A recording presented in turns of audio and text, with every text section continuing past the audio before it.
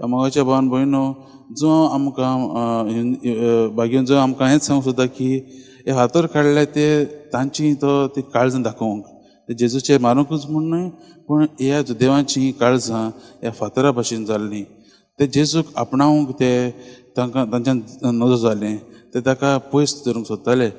आयज ताचेर आरोप घालतात कितें म्हणून, कित्याक ते फातर जेजून इतलीं बरीं कामां केलीं तांच्या मुखार, जायतीं बरीं तांकां तांच्या मुखार ताणें देवाच्या आदारान देवाच्याच पदवेन ताणें कुड्ड्यांक बरें केलें, कोण बेऱ्यांक बरें केलें, कोण थोंट्यांक बरें केलें. आनी हें करुनूय ह्या देवाची काळजां आजून मोग जावंक नात.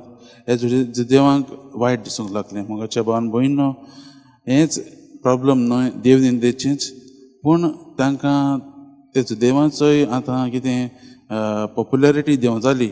जेजू आयल्लो आसा, सगळे लोक जेजू लागीं वेतात, तेंय तांकां मानिना जालें. आनी हेकाच लागून त्या जेजूचे एक एक वस्त ते पळयतात आनी आज जेजू आपूण देवाचो पूत म्हणटा म्हूण ते ताचेर आरोप घालतात की तो देवनिंदा करता म्हणून. मोगाच्या भावान भयणो, आमी आयज जेजूची खालतिकाय पळयता. जेजू तांकां म्हणटा की तुमी म्हजेर भावार तिडना जाल्यार हांवें जें कितें केलां देवा बाबाच्या आदारान जी कितें करण्यो केल्ल्यो आसात तांचेर तरी तुमी भावार दवरात, तांचेर तें तरी तुमच्या मनांत घेयात म्हणटा. पूण तरी आसतना ते ताका मानून घेवंक तयार नात.